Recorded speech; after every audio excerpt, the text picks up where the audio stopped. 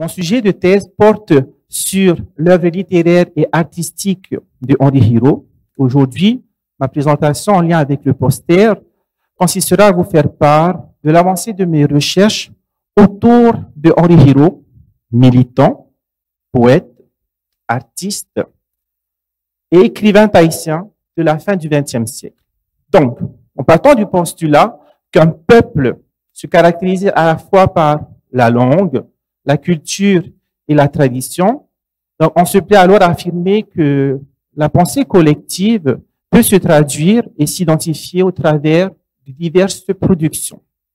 Et en ce sens, il me semble intéressant de s'intéresser aux productions de Henri Giraud, car ces productions constituent un enjeu qui nous permet de nous interroger sur l'origine, l'existence et la puissance d'un langage autour de ces réflexions et de comprendre également ce qui continue à séduire les générations futures juste après sa mort. Donc, dans ma présentation, après cette contextualisation, je vais vous faire part justement de la méthodologie utilisée dans le cadre de ma recherche. Je vous proposerai également les résultats et je terminerai par conclure et vous proposer quelques retombées. Au gré de mes recherches, je me suis rendu compte que Henri Giraud et son œuvre font l'objet de connaissances approximatives, incertaines et fragiles. Aussi, force de ces constats, je me suis donné pour objectif de définir et caractériser l'univers littéraire, le style et le mode de pensée giroudien. Comment? En termes de matériel et de méthodologie, je déclinerai cet aspect en trois parties. La première concerne la constitution d'un corpus de production des œuvres de Henri Giraud.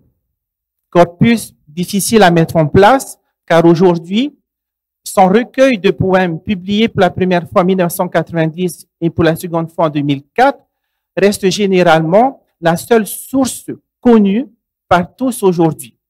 Donc, son recueil de poèmes s'intitule Pepe Taununa. Cette étape me semblait nécessaire, mais présente aussi des difficultés, car ses productions sont nombreuses et diversifiées. Effectivement, on connaît son recueil de poèmes, comme je viens de le dire, mais il y a également d'autres extraits de ses productions cinématographiques, mais qui ne peuvent pas suffire à ma réflexion scientifique. Et de fait, il me semble important de les identifier. Donc, je remercie la bibliothèque universitaire de m'avoir proposé quelques outils. Donc, je ferai allusion uniquement à une œuvre cinématographique qui s'intitule Le Marais. Deuxièmement, à partir de ce corpus, je vais également élaborer des analyses sociolinguistiques, sémiologiques ou sémiotiques pour définir et identifier le mode opératoire linguistique observable, tout en procédant également à une étude lexicographique en prenant pour point de départ, excusez-moi, l'éthos, c'est-à-dire l'image que Henri Giraud se donne de lui-même ou qu'on donne de lui à travers son discours. Et j'espère pouvoir extraire des concepts à partir de ces analyses. Dernièrement, donc, ma dernière partie concerne les quelques entretiens semi-directifs donc, que je suis en train de mener actuellement, qui me permettront de percevoir des représentations au sein de la population polynésienne actuelle concernant le personnage de Henri Giraud, ainsi que ses engagements. L'analyse des transcriptions me permettront effectivement d'avoir des informations sur son caractère, sur sa manière de penser.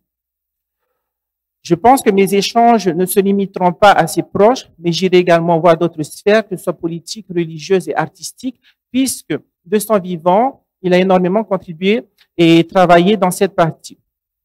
En termes de résultats, donc, je vais proposer une première modélisation, puisque actuellement, la machine tourne.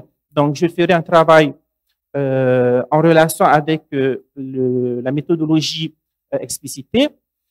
Donc, une première modélisation où quatre sphères se rejoignent. Donc, on va identifier la sphère littérature, société, langage et religion, dans lesquelles s'inscrit Henri Hiro. Et le point commun autour de ces réflexions et de ces actions tourne autour de la langue et de la culture.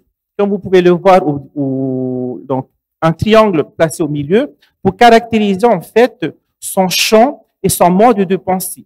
Donc, le mode de pensée que je caractérise comme la vision du monde hiroïen.